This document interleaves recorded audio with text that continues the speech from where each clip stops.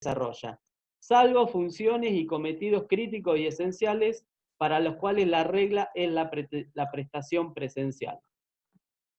Pasando en limpio todo esto, para todos los agentes que presten servicios críticos y esenciales, que era lo que veíamos recién definidos en una serie de incisos, obviamente que la regla principal es la prestación de servicio de manera presencial. Es lo que está diciendo en el inciso C. O sea, si el servicio está declarado como esencial y crítico, yo como agente tengo que ir a trabajar en forma presencial. Un policía tiene que ir a trabajar en forma presencial, en principio. Salud, digamos que es el ministerio más afectado por toda esta cuestión, obviamente es el que ha llevado de una manera primordial el trabajo de forma presencial. Lo que estamos diciendo entonces es que para todos los demás servicios, tareas que no han sido declarados de esta manera, tiene que ser el trabajo en principio de manera remota, ya sea efectivamente trabajando en forma remota o en disponibilidad en el domicilio. O sea, en disponibilidad en el domicilio quiere decir que estoy en mi casa y no estoy trabajando. Esa es la realidad de los hechos, pero porque no me dan tarea, no porque no quiero trabajar. Relaciono con lo que decía hace un momento, el tema del sueldo. La misma norma dice que a todos los efectos derivados de la relación de empleo público, se considera que los agentes se encuentran prestando servicios, sea que lo hagan de manera presencial o remota, o en disponibilidad en su domicilio a la espera de asignación de tareas. O sea, cualquiera de las tres modalidades me da como resultado que la provincia considera que estoy prestando servicio y por lo tanto no hay posibilidad de una afectación salarial.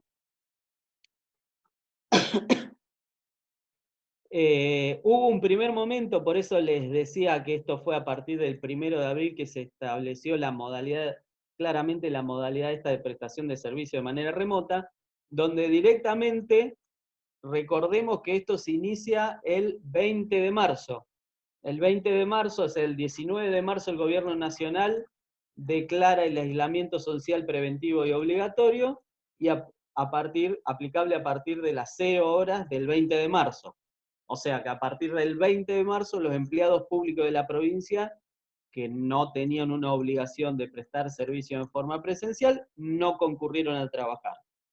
La provincia declaró que ese día, que el 20 de marzo, quedó justificado, justamente por esa declaración de aislamiento social preventivo y obligatorio, y un asueto administrativo desde el 25 de marzo al 30 de marzo.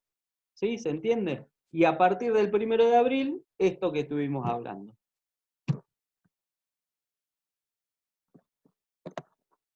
Con respecto a justamente a quienes están incluidos dentro de la modalidad de trabajo presencial por estar como función crítica y esencial, la normativa dice que los ministerios de salud y seguridad, que son los más afectados, digamos, deben organizar los turnos y rotaciones del personal para cumplir sus cometidos en la emergencia pública. También da la posibilidad de que esos ministerios, y en general todos los que estén dentro de este cometido de funciones críticas y esenciales, hagan modificaciones de lugares y horarios de trabajo e inclusive de que haya flexibilidad horaria en el ingreso y el egreso. ¿Qué quiere decir todo eso? Que quienes estén trabajando en estas dependencias afectados como servicios críticos y esenciales, momentáneamente, hay que resaltarlo, o sea, momentáneamente en este periodo de emergencia, pueden ser afectados algunos de sus derechos que en situaciones normales no podrían, como es cambiar el horario, como es rotar el horario, como es cambiar el lugar, la forma o la modalidad de trabajo. ¿Sí? Eso está previsto en el decreto. Después quizás surjan dudas y preguntas sobre situaciones particulares, pero siempre que se haga con razonabilidad, que haya una razón de servicio, esto es posible. Situaciones que no son posibles de pensar durante periodos normales por parte de la administración. O sea, en un periodo normal no nos pueden cambiar de lugar de trabajo o de horario o imponernos turnos si no es la modalidad de trabajo habitual del cargo.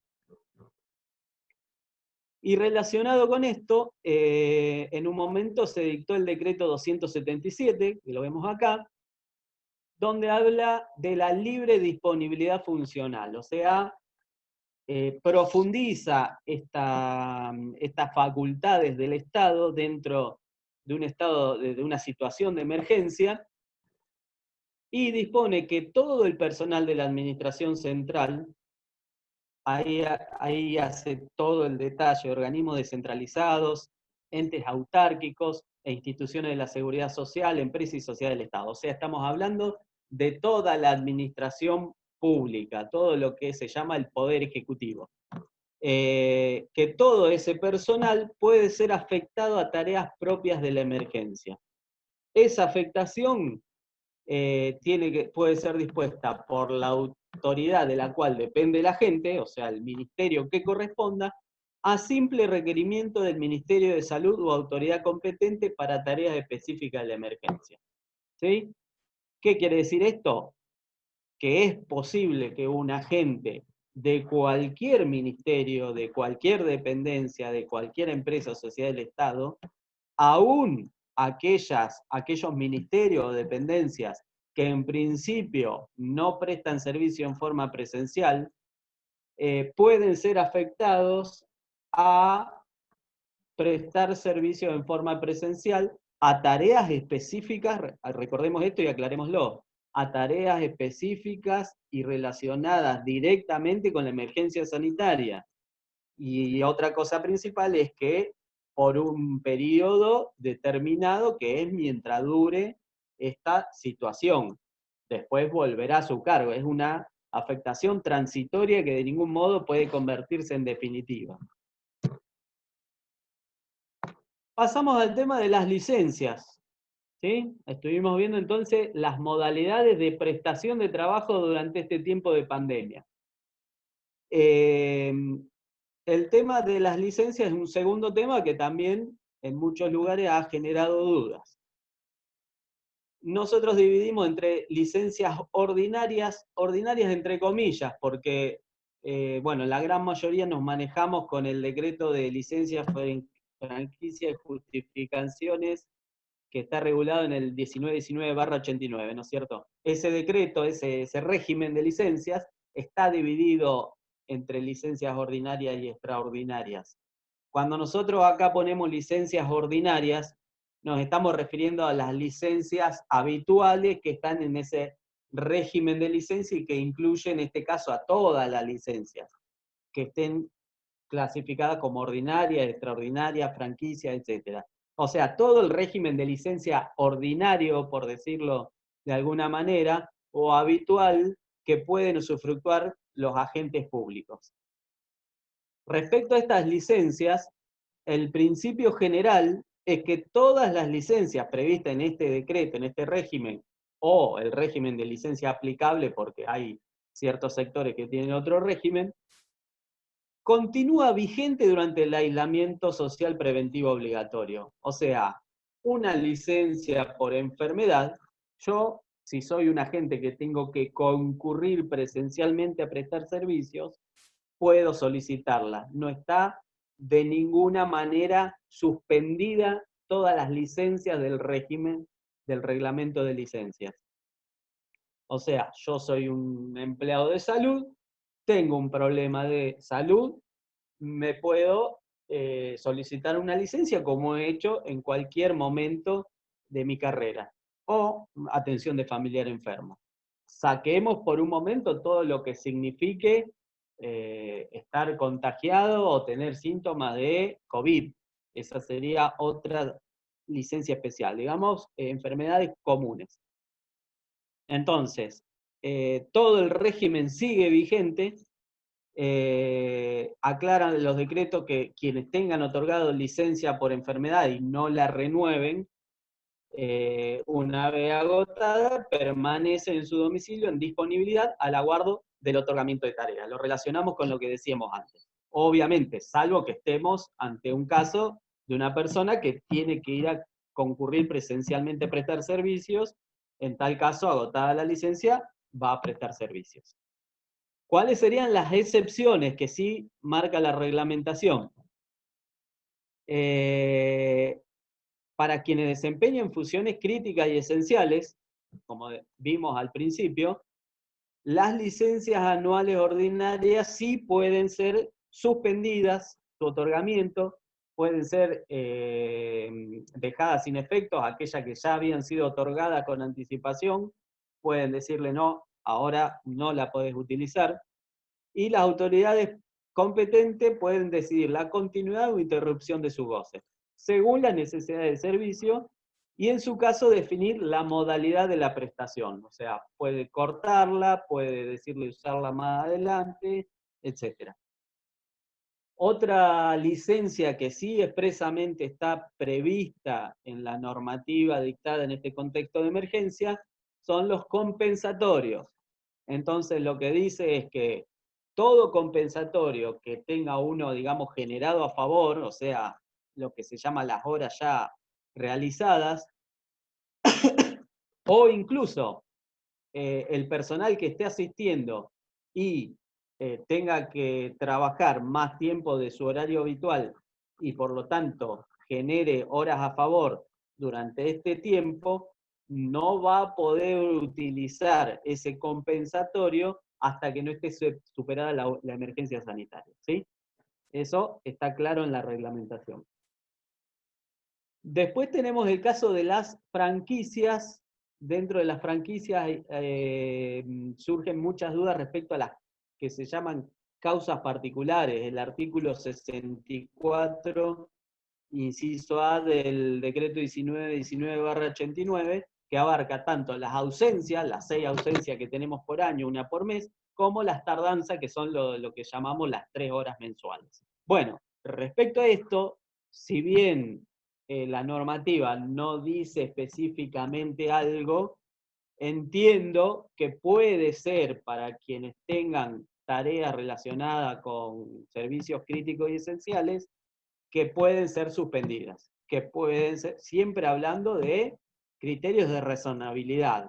O sea, un empleado de salud, utilizo mucho como ejemplo salud porque es uno de los ministerios más afectados, que pida faltar tal día por artículo 64, es posible que la autoridad le diga que no puede utilizarlo o que no puede llegar más tarde por motivos de servicio. Siempre tenemos que estar relacionados con motivos de servicios y que el servicio no puede ser asegurado si esa persona llega tarde o se ausenta. Estamos hablando siempre de cuestiones de servicio. Esto no tiene nada que ver con castigos, con otro tipo de cuestiones que pueden surgir en algún caso particular. Y después, como último punto, tenemos las cuestiones que son más de dudas, que no está definido en la normativa que se ha dictado y que es una cuestión de interpretación muchas veces. Como ejemplos que hemos puesto ahí: donación de sangre, mudanza, causas particulares sin sueldo. Tomemos, por ejemplo, el caso de la causa particular sin sueldo, que se puede utilizar hasta 2 años, renovables cada 6 meses, donde uno podría decir, bueno, yo me voy a tomar licencia sin sueldo, no me pagan el sueldo, lo pido con la anticipación que me pide la normativa, no tendrían por qué negármela. Bueno, si supongamos estamos en un caso de una enfermera, una jefa de enfermera, de un lugar crítico donde es necesario, y que esa persona se quiera pedir una licencia sin sueldo, estimo que existe la posibilidad de que por razones de servicio le digan que no, aún siendo sin sueldo. Y lo mismo pasa con ciertas franquicias, ciertas ausencias que tenemos en nuestro reglamento, donde hay situaciones que, digamos, hay que verlas particularmente. Una donación de sangre. Bueno, hay que ver, ¿voy a donar sangre porque voy a donar a un banco de sangre que se me ocurre, que soy generoso, o porque es una situación urgente de un familiar, de un amigo, donde sí o sí tengo que ir a donar sangre? Habrá que ver cada una de las situaciones, si digamos son situaciones que no pueden esperar, que tienen emergencia, que tienen importancia, o son situaciones que pueden ser dejadas de lado por razones de servicio.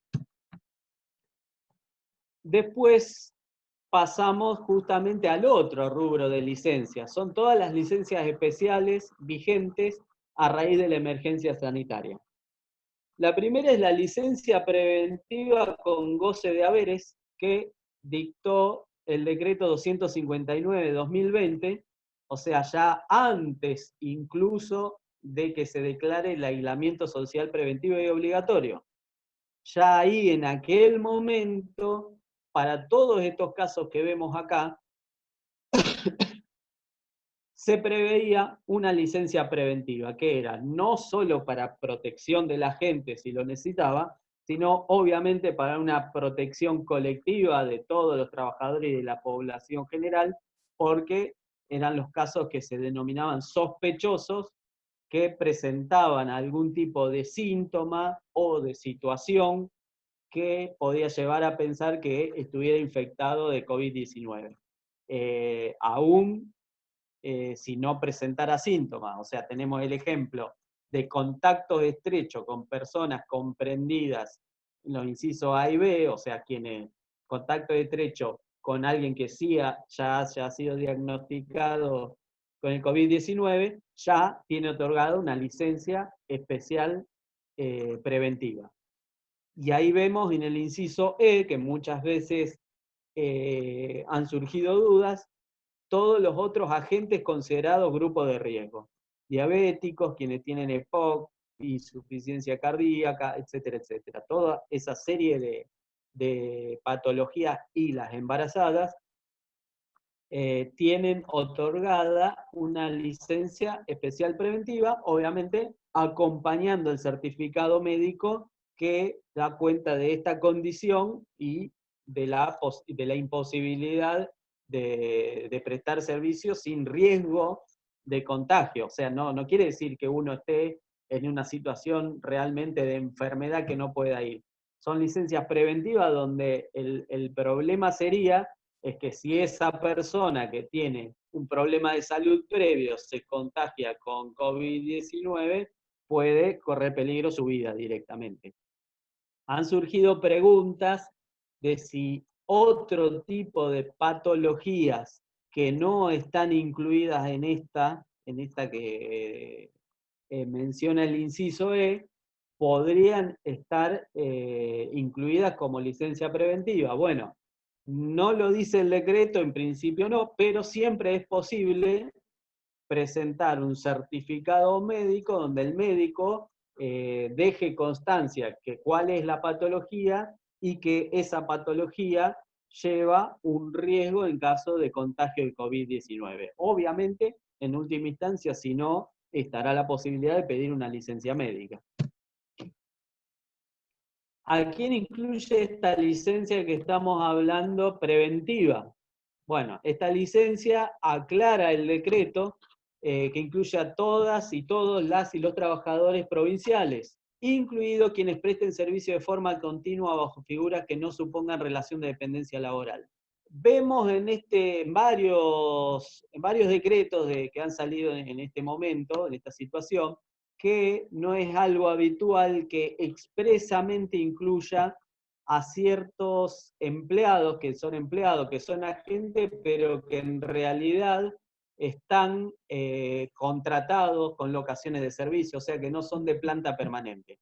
Frecuentemente estos agentes, estos compañeros y compañeras están de alguna manera invisibilizados, son agentes pero no son agentes, o sea, cumplen servicios igual que un agente de planta permanente, pero a la hora de los derechos y de las remuneraciones, y etcétera, etcétera, están postergados. Bueno, en este caso específicamente los nombra y los incluye a los efectos de esta licencia. Un contratado que generalmente no tiene derecho a casi ninguna licencia, en este caso los incluye expresamente de que tiene esta licencia preventiva.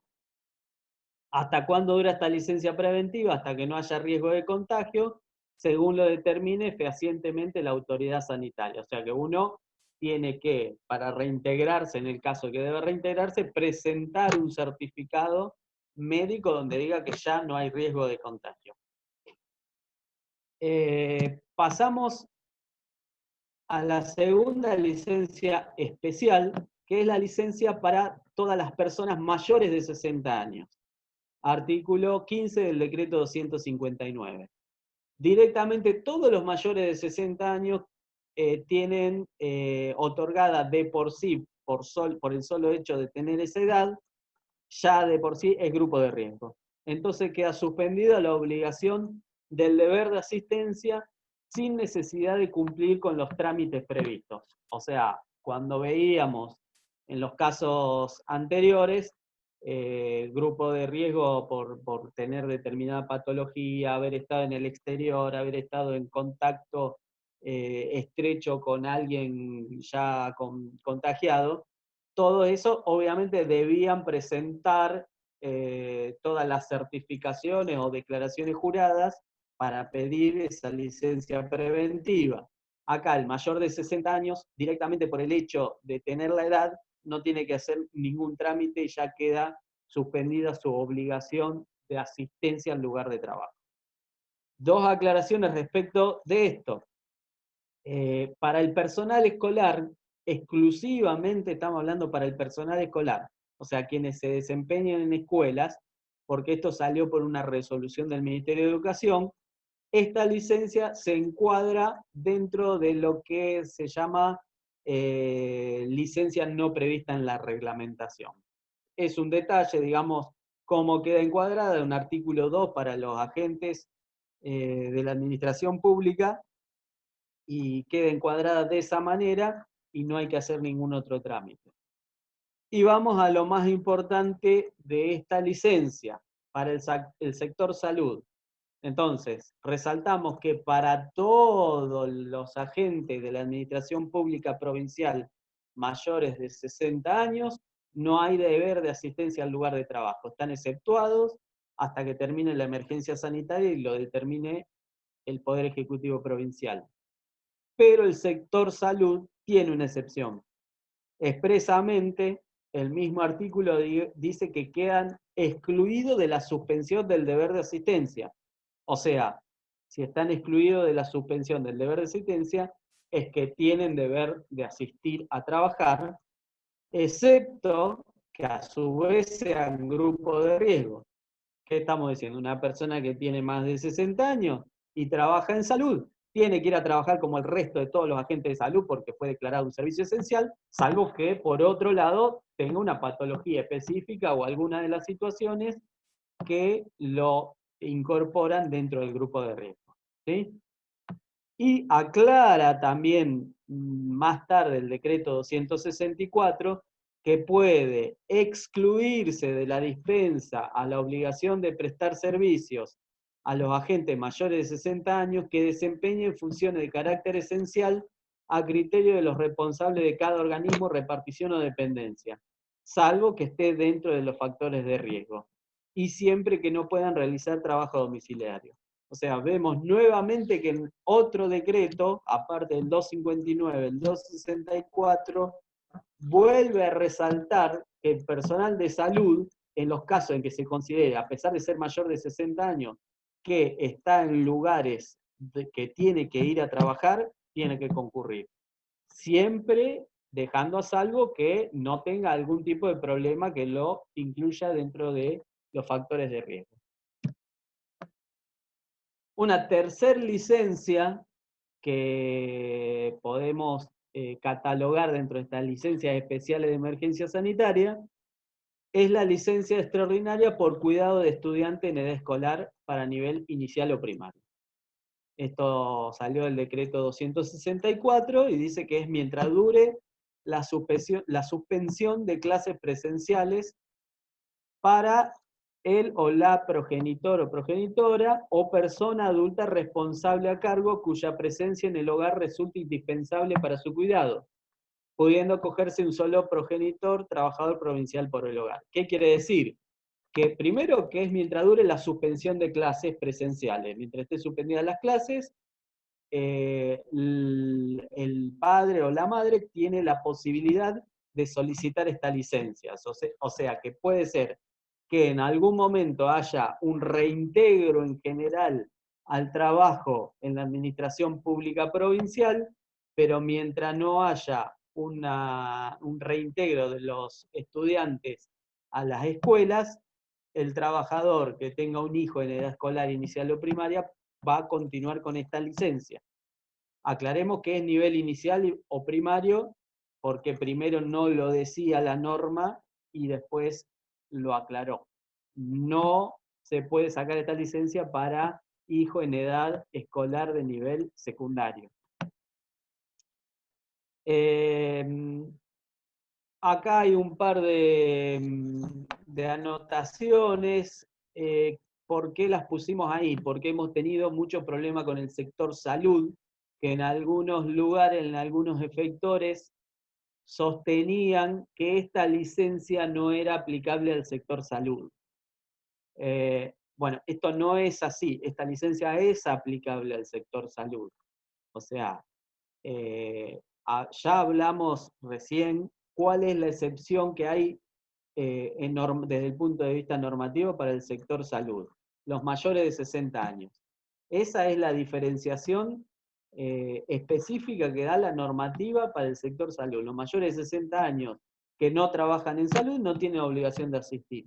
Los que están en salud habrá que ver cada caso particular y puede ser que los obliguen, digamos, los convoquen a trabajar de forma presencial. El resto de las licencias que venimos mencionando son aplicables a todos los sectores por iguales, incluido el de salud. O sea, si una persona que trabaja en salud necesita esta licencia, puede usufructuarla y es el Estado el que tiene que organizar el servicio justamente para asegurar que no haya ningún problema con este sector. Por eso están estos puntos, porque dice, por ejemplo, los responsables de los ministerios de salud y seguridad deben organizar los turnos y rotaciones de sus dotaciones de personal, ponderando debidamente que los cometidos de sus respectivas carteras son críticos y esenciales. Quiere decir que pone en cabeza de los ministerios que aseguren el servicio. Asegurar el servicio no quiere decir negarle la licencia a la gente que le corresponde por decreto.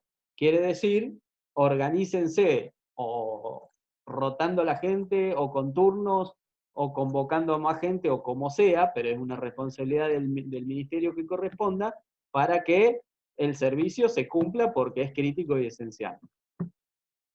Una cuarta licencia especial es la licencia para el personal, esta también es específica, para el personal escolar que tenga familiar a cargo o conviva con personas bajo población de riesgo. Aclaro para que quede bien clarito y no haya dudas.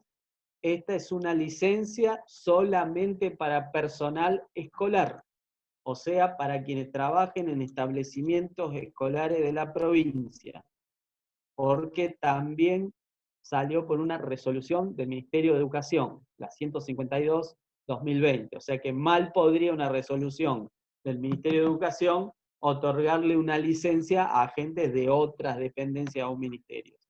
Pero sí el Ministerio de Educación otorga licencia para aquellas personas que tengan un familiar a cargo o que convivan con personas bajo población de riesgo.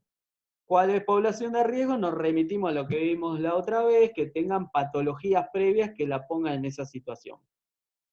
Esas personas, agentes que estén en convivencia o tengan a cargo un familiar en población de riesgo, podrán solicitar esta licencia especial, como también una licencia no prevista en el reglamento, porque es una licencia especial para este tiempo.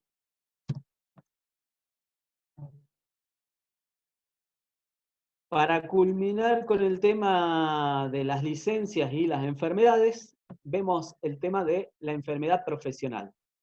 El decreto 341 de 2020, después de varios reclamos de varios sectores gremiales, y especialmente de ATE Rosario, que hizo varias presentaciones en este sentido, la provincia, por este decreto, declaró que la enfermedad de COVID-19 producida por el coronavirus es una enfermedad de carácter profesional, ¿sí? No quiero ser muy técnico con esto, pero remarco algunas cuestiones esenciales. O sea, previo a que salga el decreto de la provincia, ya la Nación había instruido a la Superintendencia de Riesgo del Trabajo de que, en el mismo sentido, ¿no es cierto? De alguna manera incluso este decreto se adhiere a lo que dice ese decreto de necesidad de urgencia nacional 367-2020. Entonces, ¿qué era lo que decía? Que había una presunción de que el trabajador que continuaba prestando servicios durante el aislamiento y se infectaba y se enfermaba por COVID-19, se presumía que era una enfermedad profesional, ¿sí? Recalco esto de que se presume y podría llegar, es un logro, aunque no es lo ideal, pero sí es un logro.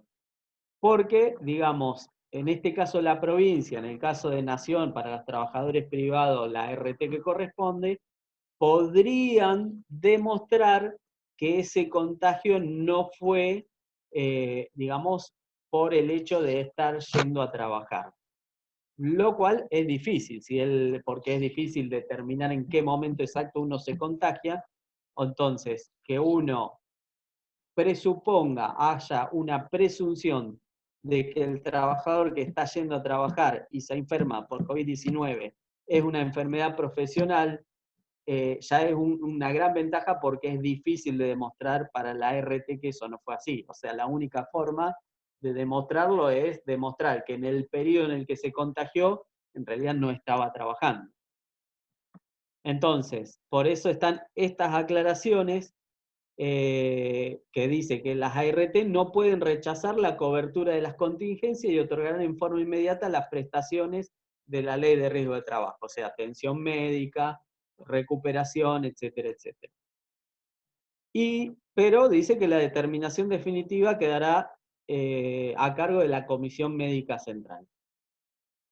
Hace una diferenciación respecto a los trabajadores de salud, donde es más favorable para los trabajadores de la salud, más contundente, porque dice que se considera que el COVID-19 guarda relación de causalidad directa e inmediata con la labor efectuada, salvo que se demuestre en el caso concreto la inexistencia de este último supuesto fáctico. O sea, es obvio que el personal de salud está, de entre todo el conjunto de los trabajadores, el que más expuesto está al contagio y a enfermarse.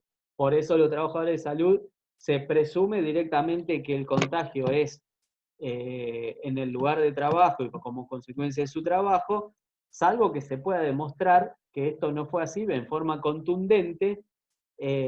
O sea, la inexistencia de este supuesto, cuando habla de la norma, sería que básicamente que la persona no fue a trabajar, o sea, que no estuvo en el lugar de trabajo, es la única forma, si no, no tienen manera de demostrarlo.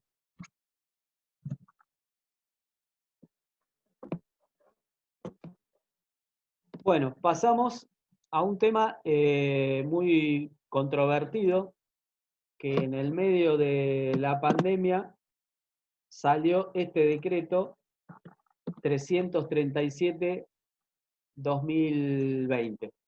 ¿Sí? Estoy viendo algunos chats que cualquier cosa, todo lo que las dudas se van a contestar al finalizar. Bueno, este decreto 337-2020, la verdad que ha sido muy criticado desde el punto de vista de su oportunidad, desde el punto de vista también de su redacción. y desde el punto de vista incluso hasta de su lógica. Ahí verán que el decreto 337 básicamente establece que la presunta vulneración de los artículos 205 y 239 del Código Penal, constatada fehacientemente,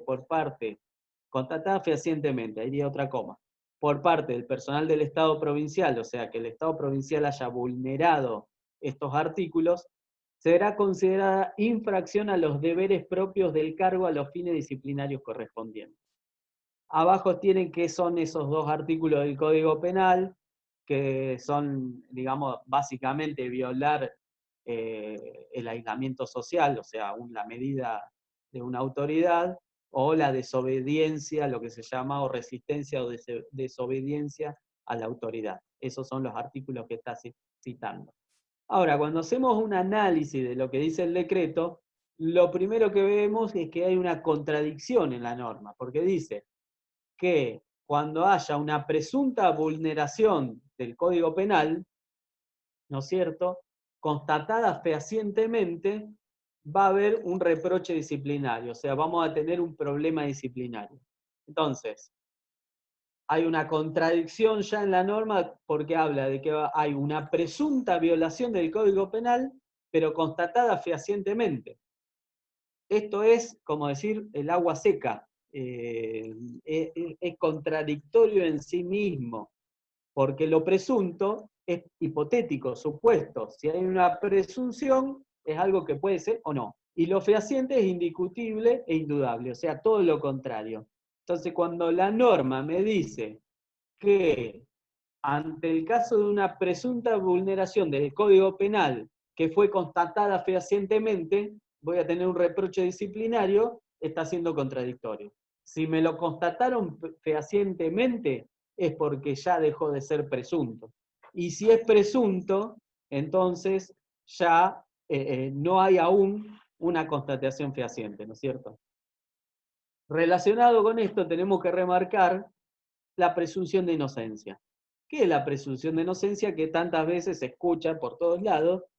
Y es que para que alguien sea considerado culpable de un delito, porque en definitiva, si hay una vulneración de estos artículos del Código Penal, se es culpable de un delito. Para que alguien sea considerado culpable, tiene que haber una sentencia judicial que otorgue certeza de esa culpabilidad. ¿Quién me va a decir que soy culpable? ¿Quién me va a establecer que yo violé, que la gente violó el aislamiento social preventivo obligatorio? Únicamente lo puede hacer un juez. No lo puede hacer la policía, por ejemplo. No lo puede hacer inclusive el fiscal que me acusa de haber hecho eso. Porque esos son, digamos, estadios previos, actos previos a lo que es finalmente la condena por la violación del Código Penal. O sea, eso es la presunción de inocencia, que hasta que no tenga una condena de un juez competente, una condena firme que diga que yo violé el Código Penal, hay una presunción de inocencia, soy inocente. Todavía no hay una certeza de que se ha cometido un delito, de que se ha violado el Código Penal. Obviamente esto es aplicable para cualquier tipo de delito, para cualquier hecho, para cualquier violación del Código Penal. Nosotros lo aplicamos en este caso particular, que sería la violación del aislamiento social preventivo obligatorio.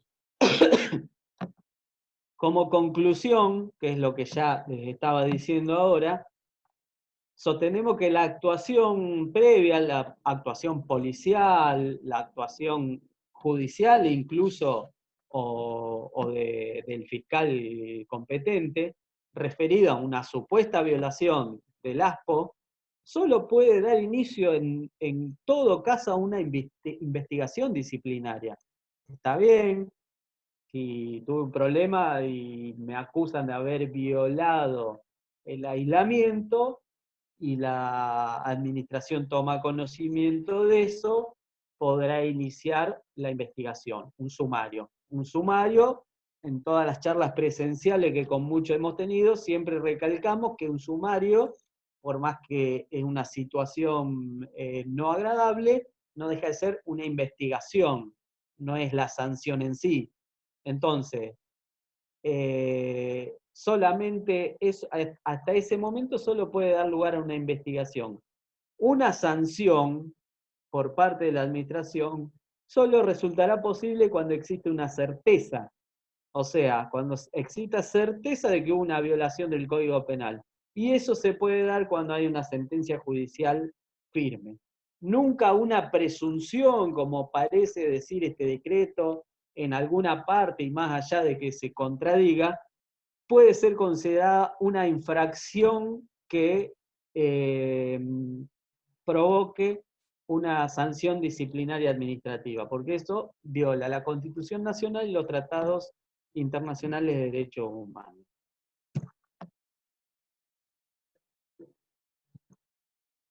Pasamos.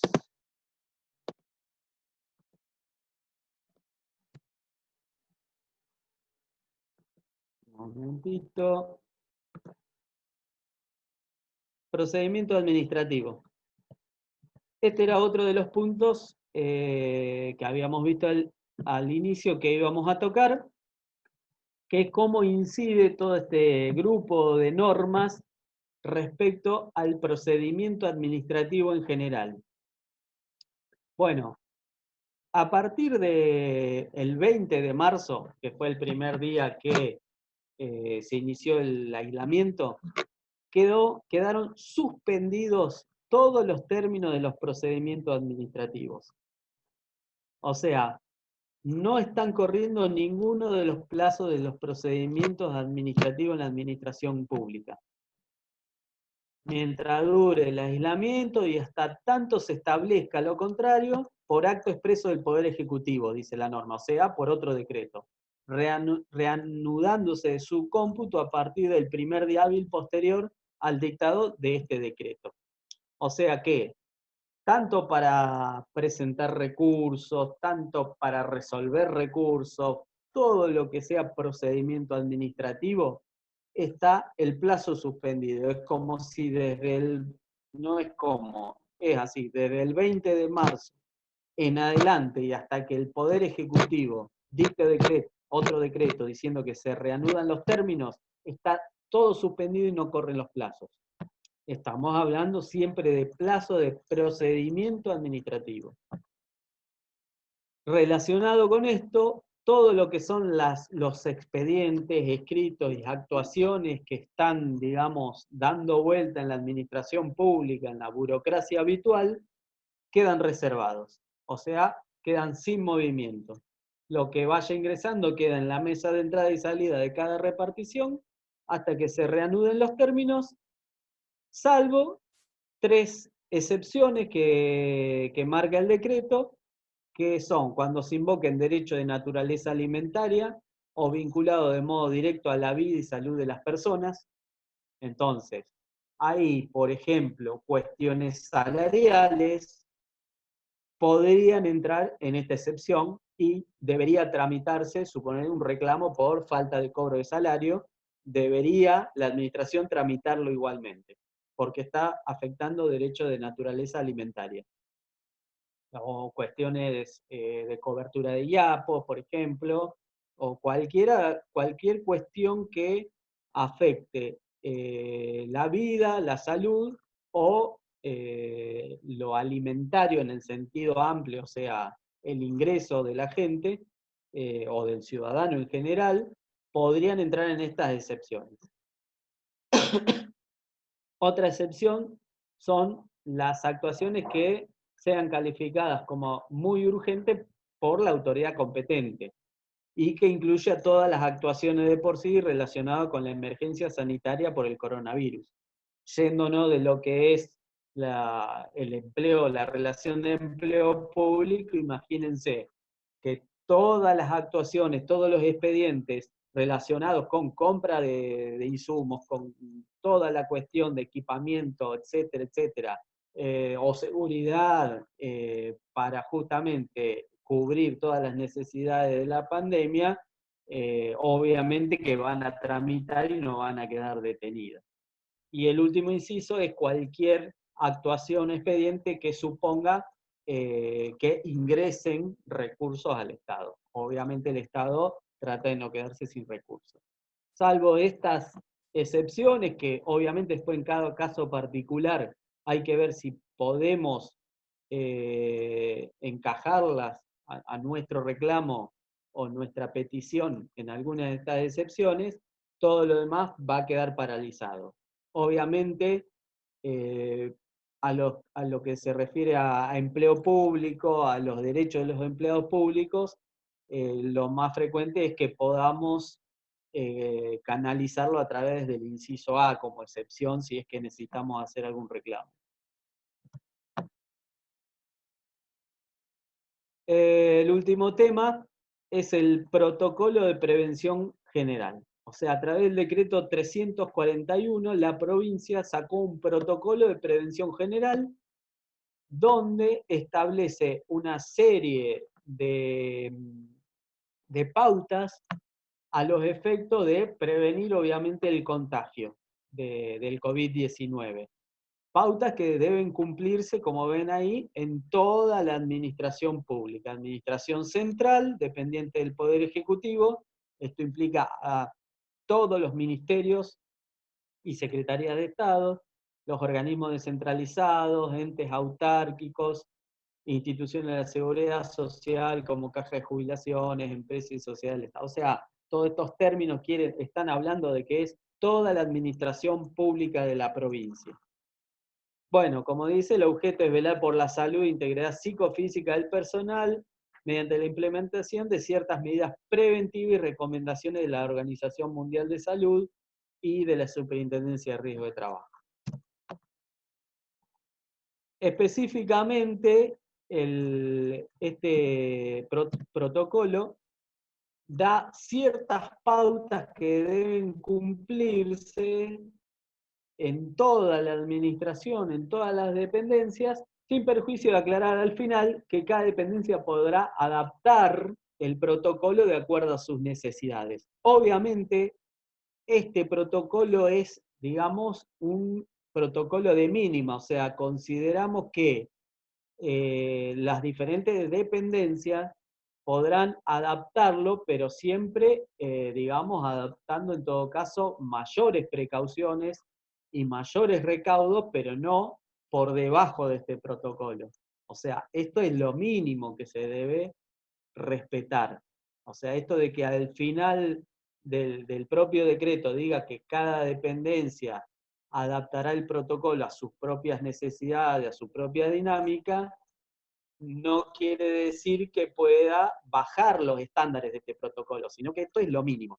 Obviamente puede haber alguna cuestión que esté diferente si la forma de trabajar lo amerita, pero de ninguna manera bajando, como decía, los estándares que se fijan en este protocolo. Bueno, hay un montón de cuestiones que ustedes ahí ven que establece distintos pasos y distintas cuestiones que deben cumplirse, y esto obviamente ya está en vigencia para quienes están cumpliendo su tarea en forma presencial. Esto está en vigencia. No desconocemos que en la realidad muchas veces no se está cumpliendo, pero desde el punto normativo está en vigencia. Y a medida que se vayan reincorporando otros agentes del Estado, obviamente también tendrá que reincorporarse bajo estos puntos que prevé el protocolo. Como verán ahí, hay que hacer un control inicial del trabajador para retomar la actividad, no se está haciendo en casi ningún caso. Hay unas recomendaciones para el desplazamiento, esas son recomendaciones dirigidas al trabajador más que todo, no a la propia administración, pero hay muchos puntos que están dirigidos a la propia administración, que la administración se las autoimpone y debería cumplirlo. Vuelve a recalcar el tema de promover tareas en forma remota, que no siempre se está viendo acá, utilizar sistemas de comunicación, minimizando reuniones presenciales. O sea, las reuniones presenciales se deben limitar a cuando sea estrictamente necesario. Control de temperatura al público que ingrese a los organismos. El público debe tener barbijo, tapaboca o algún elemento similar que ahí dice. Reducir al mínimo el ingreso de personas. Hacer pasar de a una o dos personas, las colas en el exterior con distancia de seguridad. Eso todo respecto a la organización del trabajo. Después, recomendaciones para las áreas de trabajo, hay un montón también que muchas veces hasta va a ser difícil de cumplir por las condiciones estructurales de los lugares de trabajo, pero bueno, la administración se ha puesto estos puntos como para cumplirlo, y los debería cumplir obviamente.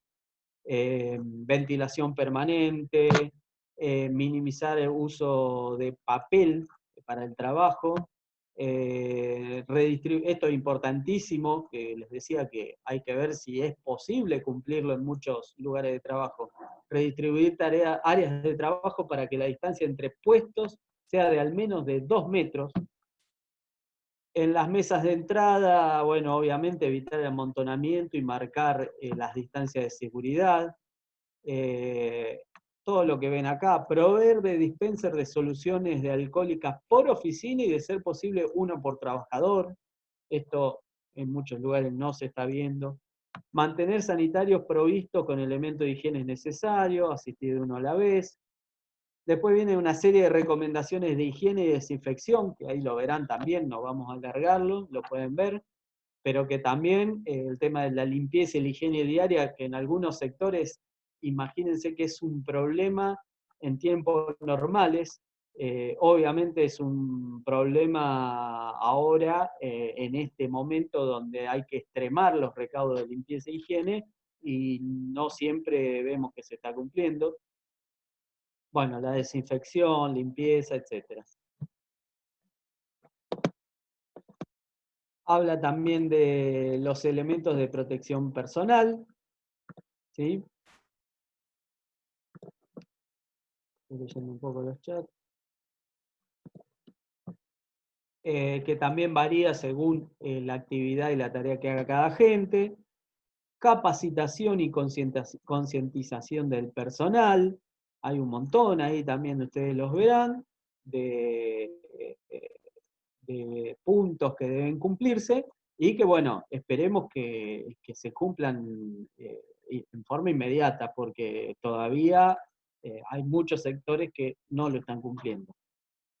En el último punto es lo que les remarcaba al inicio, que cada organismo adaptará o ampliará este protocolo en base a las características propias del mismo.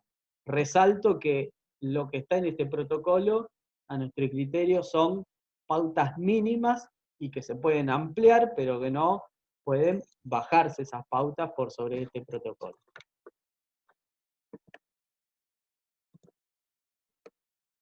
Bueno. Hasta ahí es el repaso general de toda la normativa, los diferentes puntos más importantes. Ahora podemos abrir al debate, a las preguntas, a las dudas. Javier, ahí en el chat hay algunas preguntas. Sí, voy a leer las que ya hicieron en el chat. Preguntan Sí, si vayamos, sí. si no hagamos una cosa para organizarnos, que pidan la palabra por el chat, y bueno, y contestar las preguntas que están en el chat, así vamos avanzando. Bueno, contesto las que ya hicieron y después van pidiendo la palabra. Bueno, alguien pregunta por las licencias sin goce de sueldo. Ya di el caso particular, por ejemplo, artículo 53, que si estamos frente a un agente que está dentro de las tareas que son consideradas esenciales, podrían llegar a negarle la licencia sin sueldo. Sería una posibilidad. No quiere decir que sí o sí se la quieren negar, se la pueden negar, sino que de acuerdo a la situación particular, si considera que hay una afectación del servicio, podrían decirle que no, que se la tome más adelante, basado en esta situación extraordinaria, ¿no es cierto?, de emergencia sanitaria. Resalto lo que ya les dije varias veces. Tiene que ser una situación vinculada con el servicio para que me la nieguen, tiene que estar bien justificado y tiene que tener todos los fundamentos. Porque vemos que a veces, atrás de eso, hay otra cosa. Bueno, si hay otra cosa hay que verlo. Desde el punto de vista normativo existe la posibilidad de que me digan que por razones de servicio no puedo usufructuar en este momento la licencia sin goce de sueldo. Estamos todos en disponibilidad, pero en lo que respecta a esa licencia se puede ver caso por caso. Ah, bueno, son respuestas. Escuelas cerradas sin comedor. Obviamente las escuelas que están cerradas sin comedor y que no han sido convocados a realizar ninguna tarea están en disponibilidad. Una escuela cerrada, por ejemplo, puede tener el caso de porteros que en este momento no le hayan asignado ninguna tarea, si no tiene comedor, obviamente, y de un administrativo que esté trabajando desde su casa. Fíjense que hay esta situación. Preguntan, ¿la médica laboral es un agente permitido para constatar la presencia del empleado en su casa? Bueno, a ver, para la gran mayoría para todo el sector de educación, no hay más médico laboral a domicilio. Si algún sector tiene, a ver, estoy interpretando la pregunta. Si algún sector tiene médico a domicilio, el médico puede ir a constatar que esté enferma. Si pidió una licencia médica, no puede ir a constatar que esté en su casa porque está simplemente en disponibilidad. No, no corresponde eso. El médico laboral no es un inspector que va a ver si vos estás en tu casa. Que de toda manera, no es que, o sea, más allá de que hay un aislamiento social, o sea que todos en general deberíamos estar en nuestra casa, pero hay excepciones, yo puedo ir, bueno, todas las excepciones que tenemos, puedo haber salido a realizar un trámite X, ir al supermercado incluso. Entonces, no es que me van a ir o no deberían ir a controlarme si en ese momento estoy en mi casa y si no estoy tengo una sanción, un descuento. No es ese el sentido. Que esté en disponibilidad quiere decir que en el momento que me requieran, obviamente, en el momento, no estoy hablando que a las 10 de la noche me llamen y me digan, necesito que me mandes algo. Y no, un trabajo organizado y que me digan, bueno, de lunes a viernes en tal horario tenés que realizar tal tarea o que me den una tarea específica para realizar. Entonces, yo si estoy en disponibilidad en el momento que me piden una tarea y lo puedo hacer desde mi domicilio, la hago. ¿Se entiende? Hay escuelas cerradas sin comedor ni copa de leche que algunos directivos hacen ir a porteros a limpiar. ¿Cómo pueden esos directivos justificarlo? Bueno, hay que ver el caso particular. Si la escuela está totalmente cerrada y no tiene ninguna actividad, no parecería que haya alguna razonabilidad en esa decisión. Ahora, si la escuela tiene algún tipo de actividad, porque hay escuelas, acá partimos de que está cerrada absolutamente. Hay escuelas que están cerradas, pero que en ciertos momentos van las directoras o los empleados de secretaría o la secretaria a hacer trabajo administrativo, y si eso es así, obviamente luego resulta necesario hacer limpieza, justamente por esto que estamos hablando de los protocolos. Si es una escuela que está totalmente cerrada y no va nadie, no parece razonable la decisión de que se convoque a un portero a limpiar.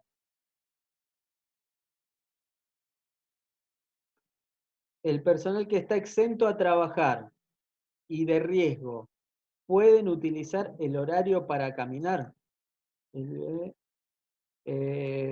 A ver, sí, pueden utilizar el horario para caminar de acuerdo a las pautas que da la Municipalidad de Rosario. Esto no tiene que ver con empleo público. Creo que tiene que ver la pregunta, apunta a lo que yo hace un ratito decía. O sea, estar a disponibilidad no es estar encerrado permanentemente las 24 horas en la casa, porque si salgo me dicen, usted está caminando, ¿por qué no fue a trabajar? No es ese el significado es estar en disponibilidad para trabajar. Después, si salgo a hacer alguna actividad autorizada, no hay ningún problema. Y si salgo a hacer alguna actividad no autorizada, podré tener otro tipo de problemas, porque salí violando la cuarentena. Ahí estaríamos dentro del decreto 337, si después eso incide en algún tipo de problema disciplinario.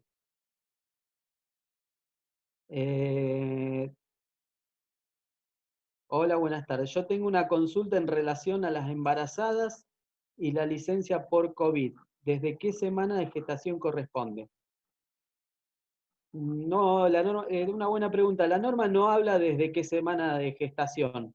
Obviamente habla de que todas las embarazadas que no que no hayan entrado en la licencia por maternidad, están dentro del grupo de riesgo. O sea que no hay una semana mínima de gestación para solicitar esa licencia. Mientras uno tenga las constancias y obviamente los estudios que certifique que está embarazada, ya puede utilizar esta licencia preventiva, porque la normativa no distingue a partir de un mes o una semana determinada.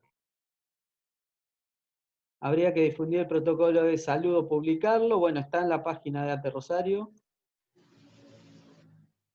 Hay protocolos generales y después, según el lugar de trabajo, están los específicos. Sí, exactamente, o deberían estar los específicos. Puede ser que en algunos lugares no tengan específicos y se maneje con los generales, que es en realidad en la gran mayoría de los casos. Bueno, eso creo que es una respuesta.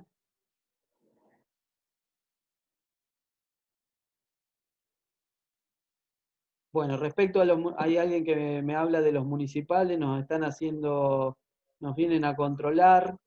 Después podemos hacer una de la normativa municipal, porque esto está orientado a lo provincial. Pero bueno, vuelvo a resaltar que estar en disponibilidad no es estar preso en la casa sin poder hacer absolutamente nada, sino estar en disponibilidad para poder trabajar si uno es requerido. Si no es requerido, no tiene sentido que esté todo el tiempo pendiente de su empleador, digamos. Ahí Eugenio me pide la palabra, bueno, ahora cuando termino. El artículo 10 quiero entender que significa que te pueden cambiar tus tareas. No sé artículo 10 de qué decreto se refiere, pero supongo que es cuando habla de los sectores críticos y esenciales, que pueda haber cambios de tareas, cambios de lugares de trabajo. Si es eso, sí, dice eso.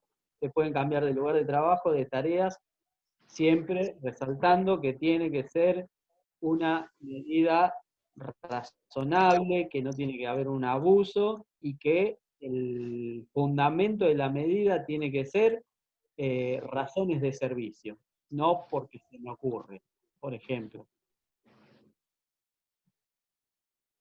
¿Qué deben hacer los contratados a los cuales se le vencieron sus contratos durante la cuarentena y en el lugar de trabajo le dicen que no pueden ir a trabajar y que deben esperar a que salga su contrato? El expediente de renovación fue iniciado antes de entrar en vigencia de la cuarentena y no tuvieron movimiento. Los contratados, en general, o sea, la persona que hace esta pregunta, bueno, después hay que ver el caso particular de tratar de través del gremio de que este contrato salga, pero digamos, los contratados no deberían ir a trabajar en la medida que su trabajo esté relacionado con tareas esenciales, porque si no hay una falta de prestación de servicios, ¿no es cierto? Si le están diciendo que no vayan a trabajar hasta que no salga el nuevo contrato, ahí yo diría que hay algo raro, porque de hecho es habitual que los contratados sigan trabajando y los contratos de renovación salgan mucho después de que ya se vencieron. Esta persona, no sé quién es porque no está identificado, cualquier cosa que se comunique a los mails de ATE para ver si podemos ver de qué se trata. Soy trabajadora social de un centro de salud, tengo licencia por día rotativo por orígenes escolar, firmo planilla los días que concurro al centro, los demás días trabajo de casa con teléfono e internet, pero no queda justificado en planillas diarias del centro de salud. ¿Debería pedir que me autoricen firmar igual planilla? No, o sea, si lo que está preguntando es si tiene que tener alguna constancia del trabajo realizado en forma remota, no es necesario. En ningún lado lo dice. Porque ya con cumplir de esa manera, o sea, si uno no firma la planilla de asistencia es cuando va en forma presencial. Cuando cumple en forma remota no es necesario firmar ninguna planilla. Ministerio de Gobierno, Justicia, Derecho Humano y Diversidad también se considera esencial al personal civil. Acompañantes juveniles, personales de otro agente hicieron trabajos virtuales. Bueno, puede ser que hayan ampliado, porque salieron muchísimos decretos, los servicios esenciales que salieron inicialmente en el decreto 270.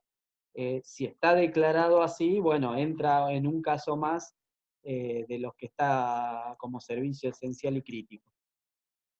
Bueno, me había pedido la palabra Eugenio. Ahora, esperen que lo encuentre. Acá estoy, sí, sí. Ah, bien. ¿Me escuchás? Sí. Sí, yo lo que te quiero hacer una pregunta puntual, una sola nomás. En el caso, poner en mi caso, yo tengo, o sea, mi mamá, que es una persona de riesgo, tiene 80 años. En mi caso mío estaría a disponibilidad yo. Cada vez que o sea, me digan que tengo que concurrir al establecimiento, ¿me podría sacar licencia de familiar a cargo? Vos estarías en la condición, vos trabajás en una escuela. En una escuela, sí. Bueno, vos estarías en la condición de licencia, de la licencia que otorgó la resolución de educación por estar, vos convivís con tu mamá. Sí, sí, sí. Yo convivo, estoy acá. Es más, yo hice todo el trámite de familiar a cargo, todo. Bueno, por ser conviviente de una persona en riesgo. O sea, vos tenés derecho a esa licencia. Entonces me tendría que sacar la licencia ya a partir de este momento, mañana o pasado. ¿Cómo podría ser? Podría solicitar la licencia, sí, por esa resolución. Ah, Vos estás bueno. cubierto por esa licencia. Dale. Yo quería saber eso, viste, porque ya de última yo me comunico después con la directora y veo cómo la gestiono, la voy gestionando. Claro, seguramente te van a pedir una constancia de tu mamá para acompañar, una nota donde vos digas que convivís, podés agregar una copia de la declaración jurada de familiares a cargo, y con eso debería proceder esta licencia que se encuadra con el artículo 2 del 1919, o sea, una licencia no prevista en el reglamento, es una licencia especial. Licencia especial, entonces. Sí. Bueno, era eso nada más, porque viste, por ahí a mí muchos no me están convocando, pero por ahí me convocan y yo voy. Digo, bueno, para mí Por otra eso, compañía. sí, no, por eso recalco, o sea, si vos querés ir, bueno, podés ir, pero si querés pedirte la licencia, Bueno, estás amparado por esta licencia. dale. Eso solamente, Javier. Muchas gracias. Vale. Bueno,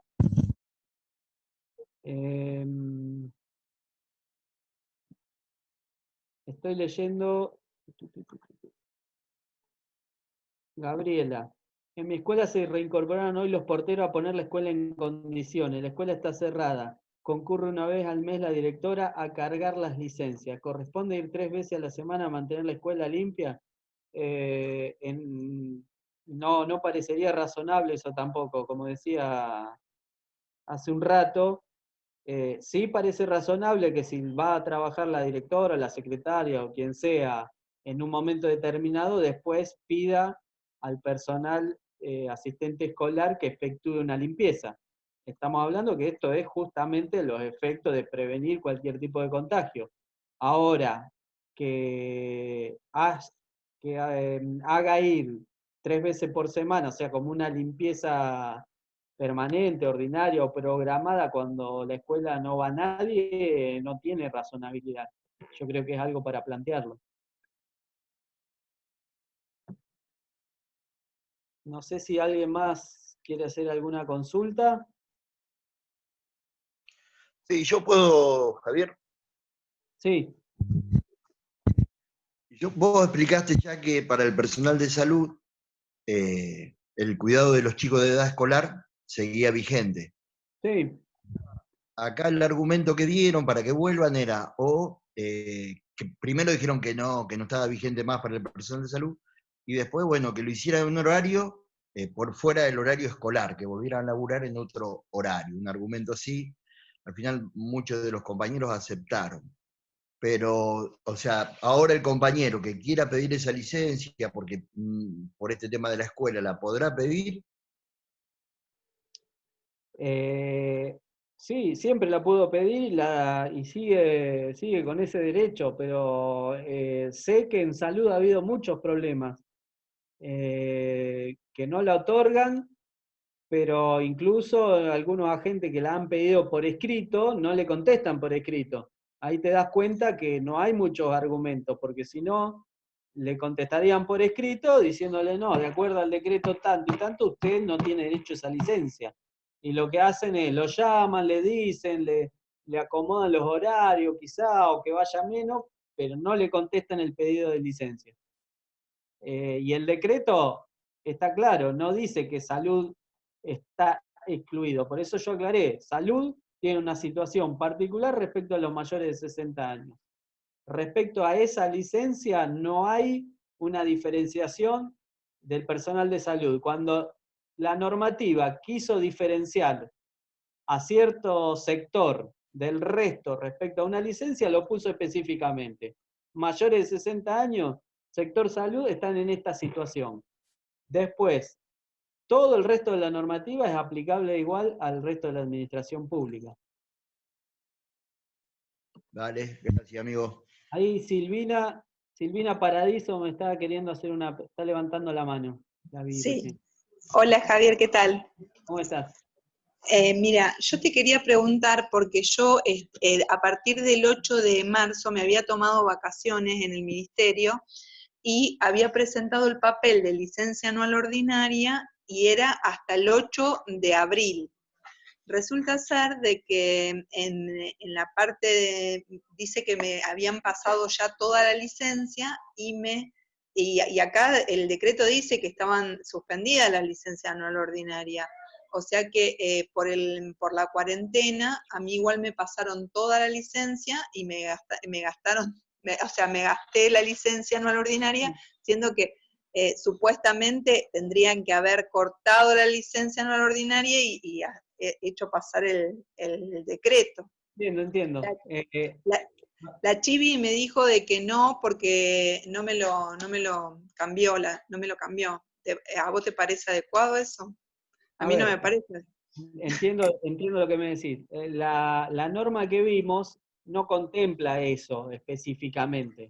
Contempla que si vos pediste la licencia y sos servicio esencial, que te la suspendan o que te digan que no la podés usar o que te la pasen para más adelante, etc. Ahora, vos estás planteando otra situación que es haberla pedido y justo te cae una parte de la licencia anual ordinaria durante la pandemia.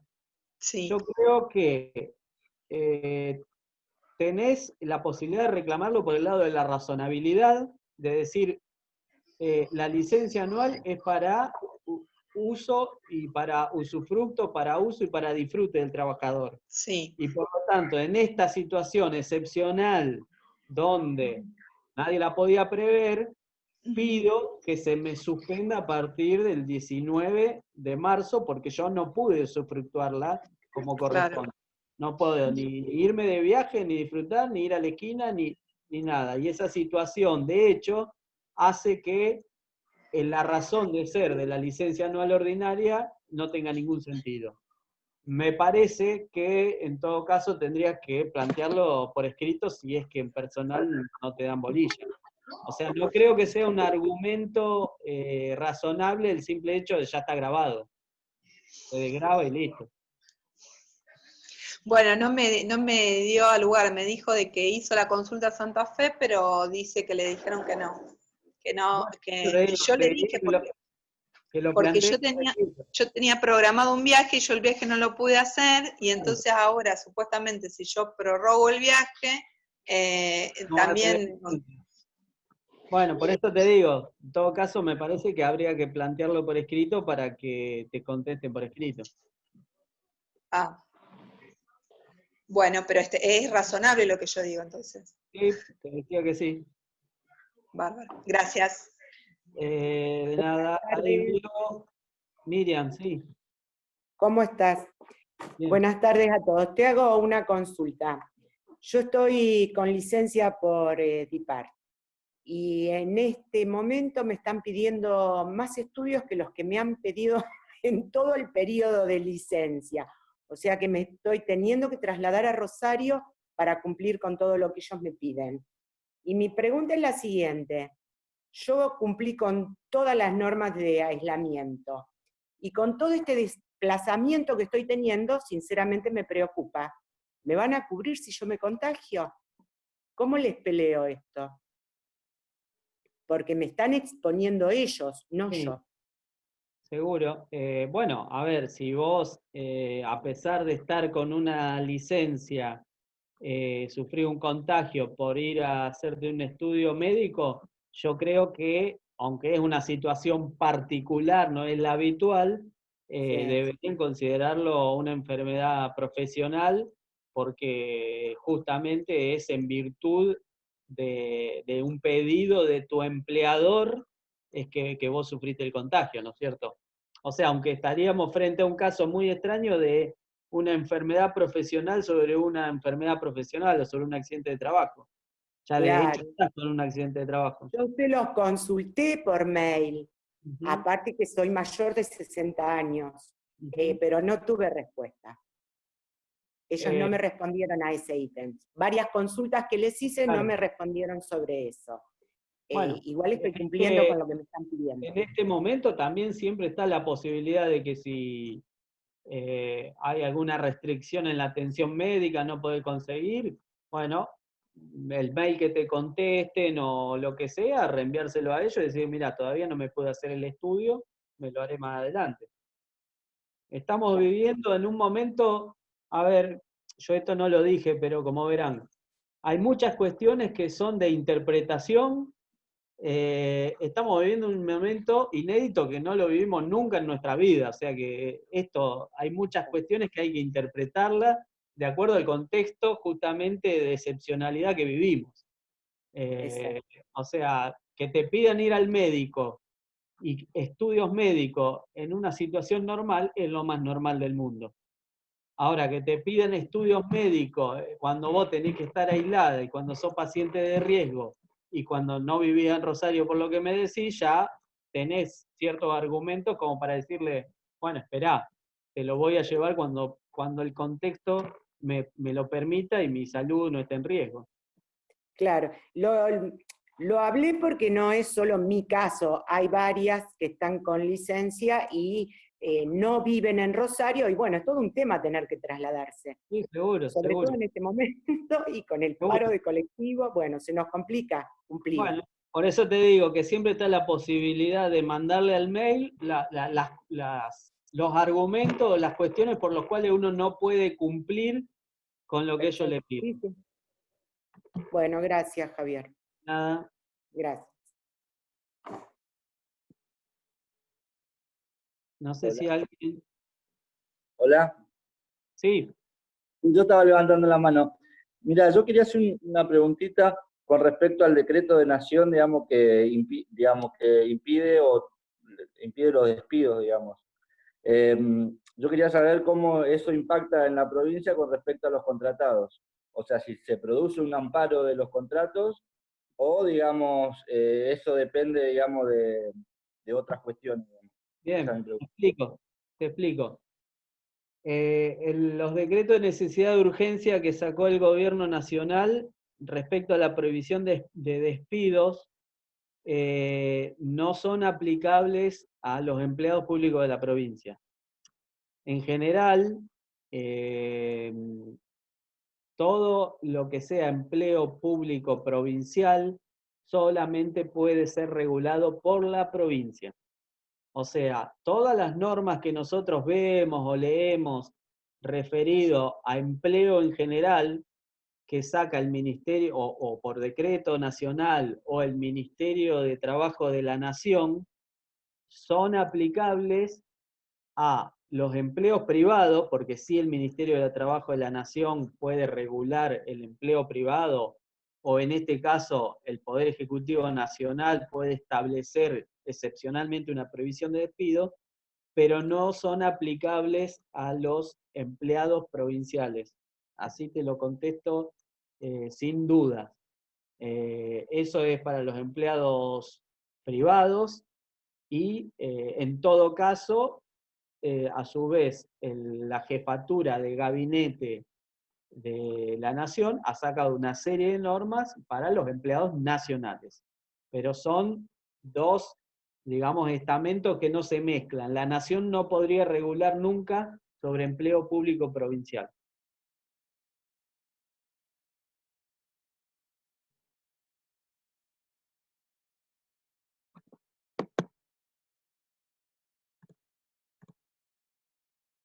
No sé si alguien más quiere hacer alguna pregunta.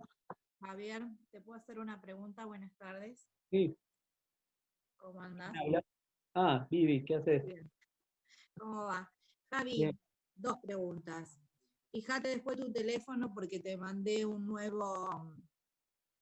nueva resolución que sacó el delegado regional de la región sexta. Disposición. Para algunas contestaciones que estuviste dando, sacó un DNU nuevo hace 2 días. Ahí yo te lo mandé. Bueno. Y la pregunta que te quiero hacer precisamente es porque en un primer momento estaban contemplados las mamás que tenían y los chiquitos iban a jardines maternales. Porque lo dice en una de las resoluciones. Después salió otra resolución, que no sé si fue dada de baja la anterior, que dice nivel inicial primario. Yo me pregunto, los jardines maternales siguen cerrados. ¿Dónde dejan las mamás a sus hijitos para ir a trabajar? Bueno, ahí lo que tenemos es lo siguiente. Nosotros analizamos todos los decretos y resoluciones que salieron al respecto, pero hubo una serie de circulares, como esto que vos me decís que me mandaste, o comunicados, que salieron desde la regional sexta, ¿sí? Haciendo algunas precisiones, y dentro de esas precisiones ampliando, digamos, algunos derechos. ¿Sí? Como en un primer momento, cuando se había exceptuado de asistencia, estamos hablando cuando todavía no estaba el aislamiento, que ya se había exceptuado de asistir a los docentes, la resolución decía solamente los docentes, y la regional sexta amplió a todo el personal escolar. Entonces, todo lo que sea ampliación de derechos, si está en alguna normativa, comunicación, circular o similar de la regional sexta, obviamente que el agente va a poder fundamentarse en eso para pedir la licencia, si está ahí. No va a haber problema. Obviamente, al ser de la regional sexta, solamente va a ser para agentes que estén dentro de la competencia de la regional sexta. Si tenemos una localidad fuera de la sexta, no va a poder invocar eso y solamente tenemos los decretos y las resoluciones que estuvimos viendo. Gracias.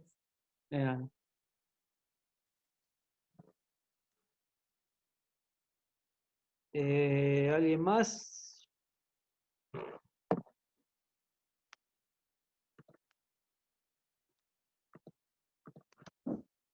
Hola, sí, Javier, te quería hacer una consulta con respecto a esto de que en cada que se renueva el DNU, que el Ejecutivo Nacional lo saca y la adhesión, obvio, de la provincia, Sí. los asistentes escolares tienen que presentar un nuevo LA o basta con el primero que se presentó cuando se inició toda esta situación distinta con respecto a la parte laboral. Es decir, porque se está dando una situación en Puerto San Martín en donde el directivo hace que vaya todo el personal a entregarle el LA al día posterior que sale el DNU. O sea, ¿eso es así o bastaba con uno hasta que el presidente diga que se termina esta situación?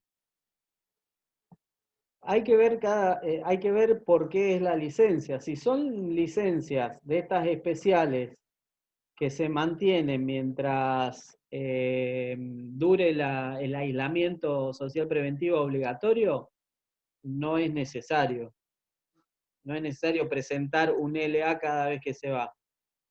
Pero te voy a Claro, agregar otra cosa. Te voy a agregar otra cosa más. En los distintos decretos que han salido, lo que también dice es que hay que tratar de favorecer de que los trámites se hagan en forma remota. claro, Entonces, sí, sí, y no tiene, en mi criterio, ningún sentido que el director los haga ir en forma presencial a los agentes a presentar un nuevo LA cuando lo podrían mandar por correo electrónico, por ejemplo. O sea, ese es claro. otro argumento también. Más allá de que, en mi criterio, si las licencias que se solicitaron y que tienen vigencia mientras dure el aislamiento, van a continuar mientras dure el aislamiento. No es necesario renovarlo cada vez que se amplía o se prorroga el aislamiento. Sí, esta es la situación que están pasando asistentes escolares que presentaron en primer momento a través del artículo 2, por excepcionalidad. Algunos, bueno, porque tienen hijos menores, otros porque tienen familiares a cargo en situación de riesgo, e incluso, yo escuchándote en la charla, hablabas de las personas que tienen más de 60 años que no deberían No, no hacerlo, y debería. sin embargo también se los pide.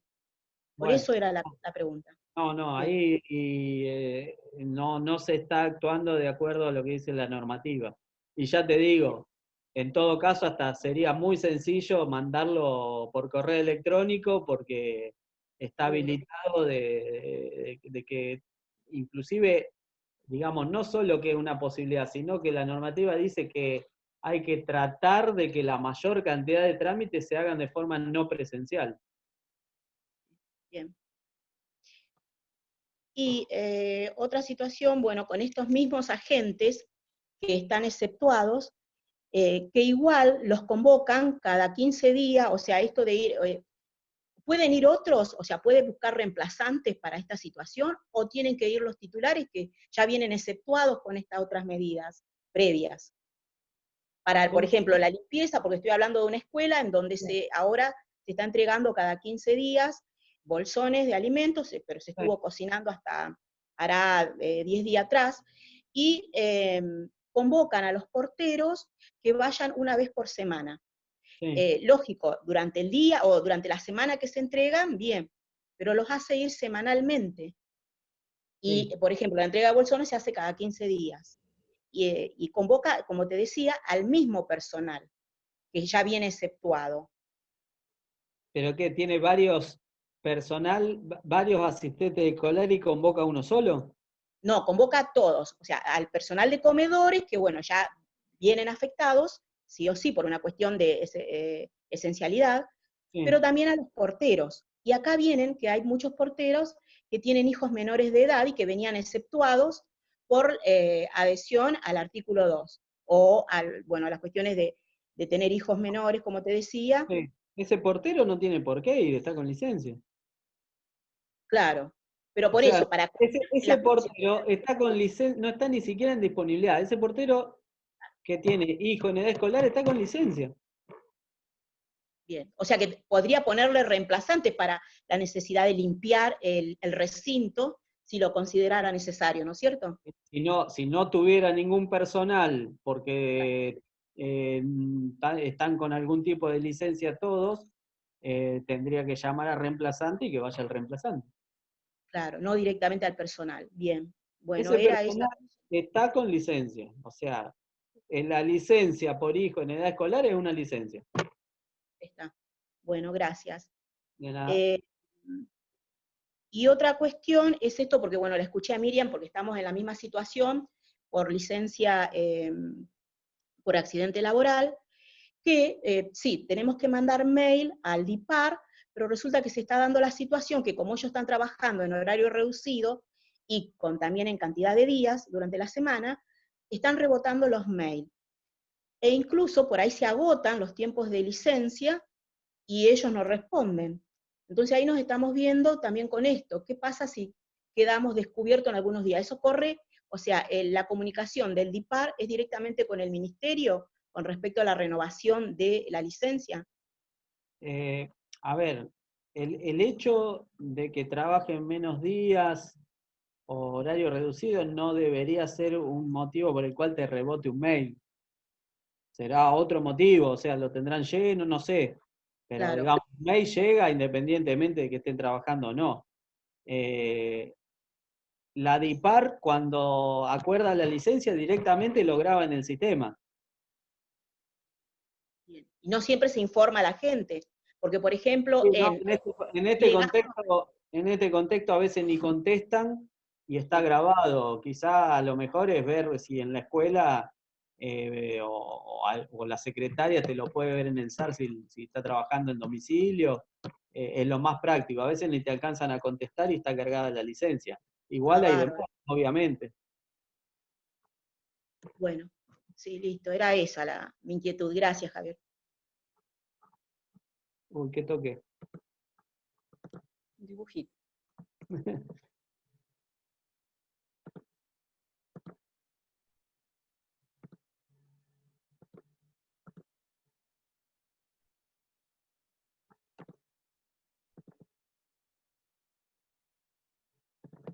¿Me ven ustedes? No. Esperen. No vemos tu pantalla. Ahí está, ahí volví. Ahí se activó la pantalla. No sé qué toque. Belén. Javier, antes, no sé si faltan más preguntas, pero yo digo, no sé si hay más preguntas. No veo el chat, pero... Hola. Bueno, Hola, lo que ¿me quería escuchan? decir es que antes que terminemos... ¿Me escuchan? Sí, se escucha. Bueno, yo estoy con un problema. Yo estoy con la licencia de tarea diferente provisoria. Era hasta el día 19 de marzo.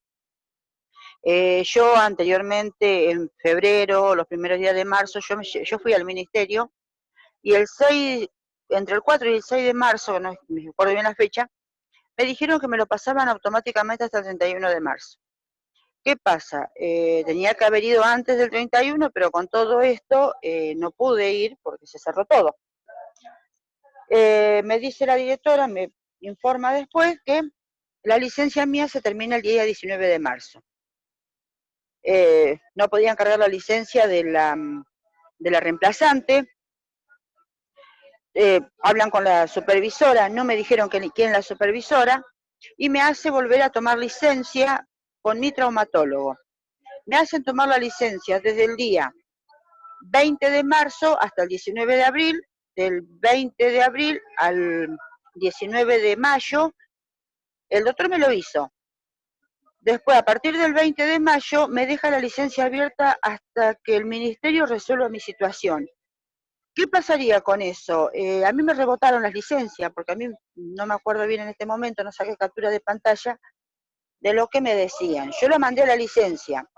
La directora no me dijo más nada si la pudo cargar o no la licencia de esta chica. Yo confío que sí, porque está enviada a licencia médica. ¿Qué pasa con mi situación? Que sigo con esa licencia, no sé qué rumbo tomar. Bueno, habría que ver cómo está cargado en el sistema esa licencia, si es una licencia médica común, si es de larga duración, si te extendieron la tarea diferente de provisoria. Si no, no se ve en el sistema, es muy difícil saber. Vos en los correos tendrías que aclarar que venías con licencia de tareas provisorias hasta tal fecha. Lo ideal hubiera sido que te renueven esa tarea diferente. Sí, el médico me lo puso, que tengo que seguir con las tareas livianas como venía hasta el momento. Bueno. Porque aparte de ser la licencia médica, está el certificado médico. Sí, bueno, o sea, si la directora o la secretaria, ellos pueden consultar en el SAR a ver cómo está grabada tu licencia. Y si no, después bueno, podemos pasar los mails para que consultes a Recursos Humanos de la Regional Sexta a ver cuál es la situación. Se corta el audio. ¿Hay algún audio ahí dando vuelta? Te decía que si no, después te podemos pasar un correo electrónico para que hagan la consulta a Recursos Humanos de la Región Sexta.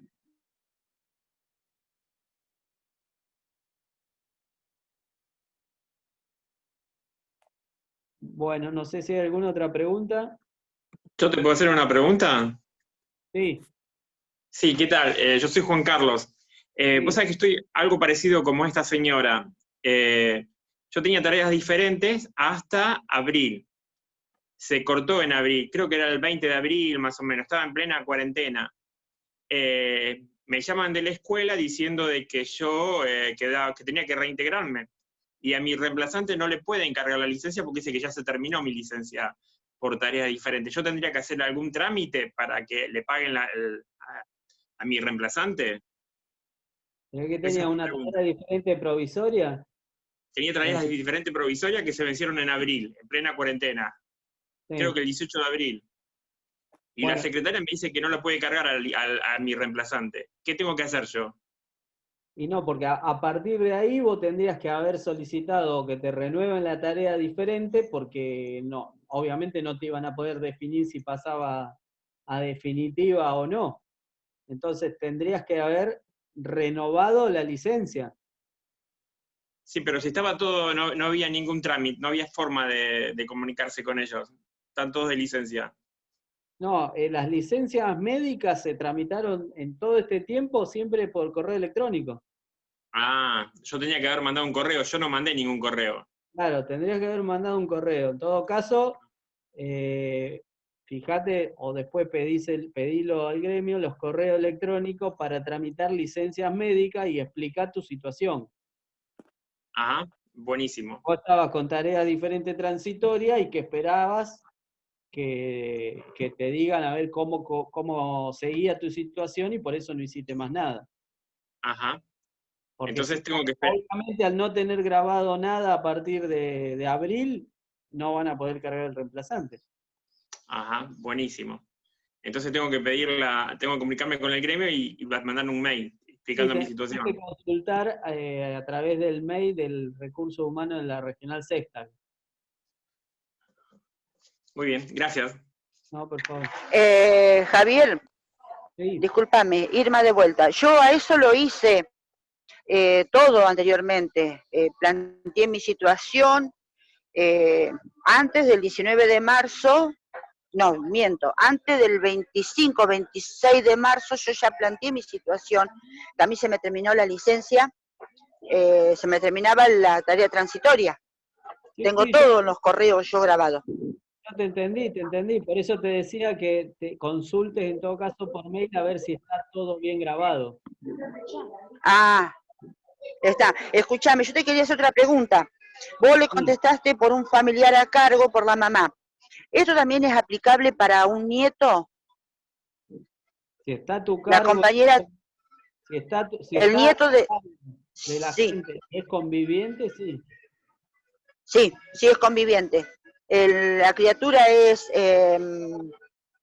insulino dependiente, Y es diabético. ¿no tiene padres? No sé la situación de la familia, no la sé. Sé que la abuela lo tiene a cargo, lo tiene como familiar a cargo en la planilla, tiene todo.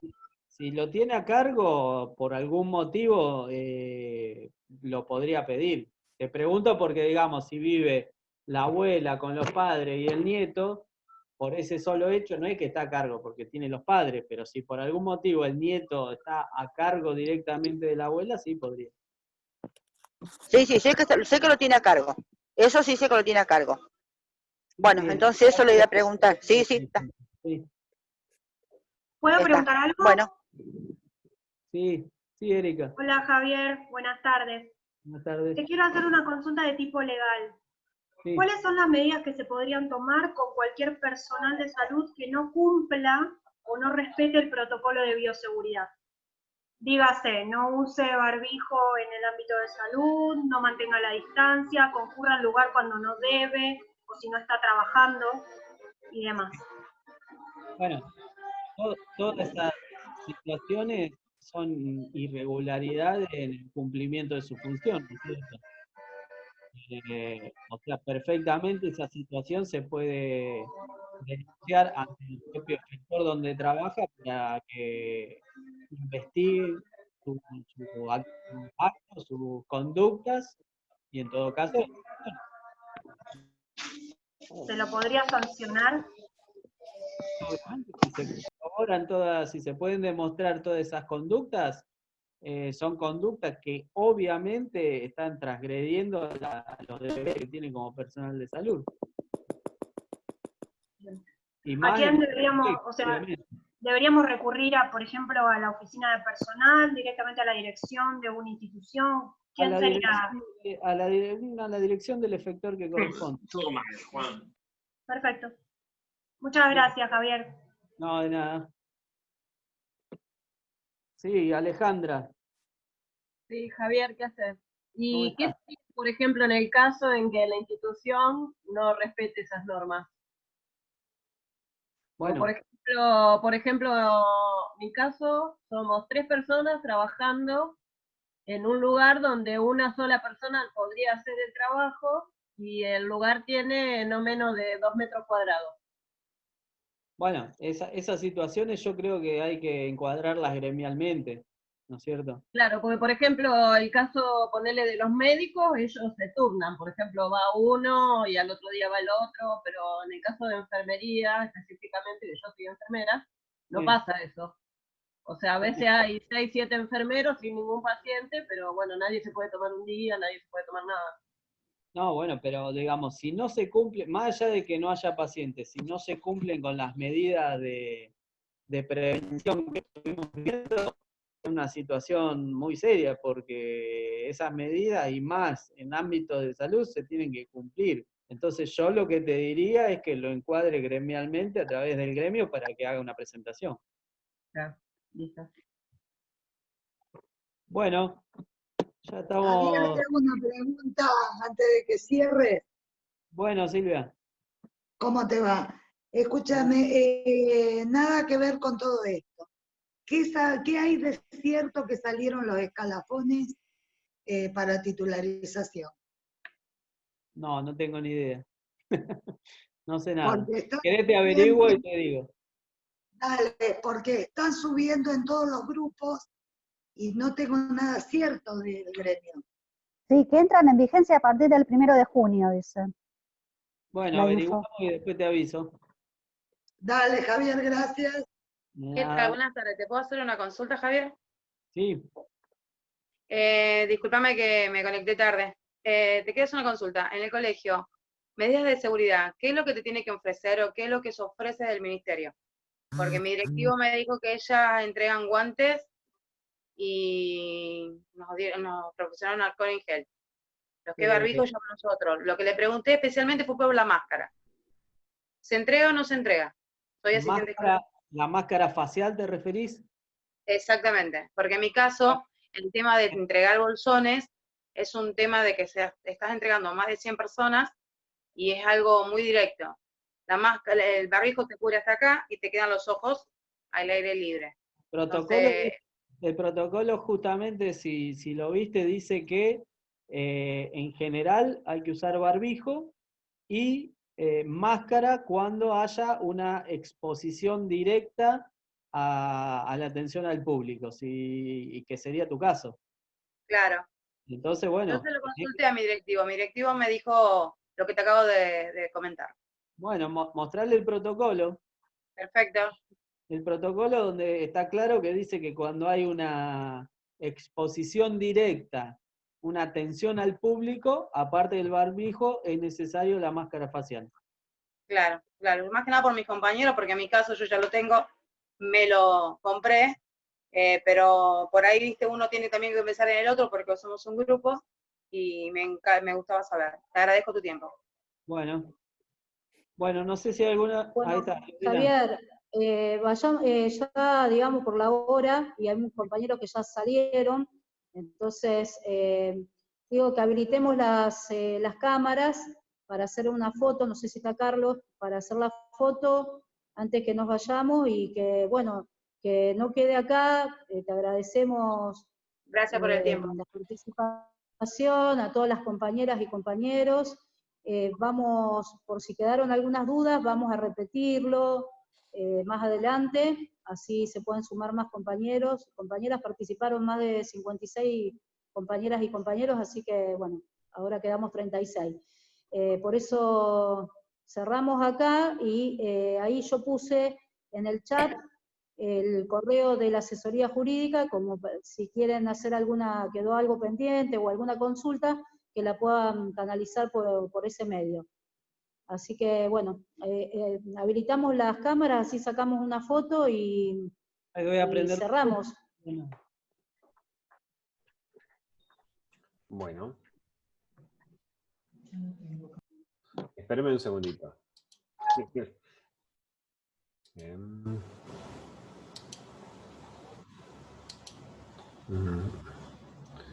Y...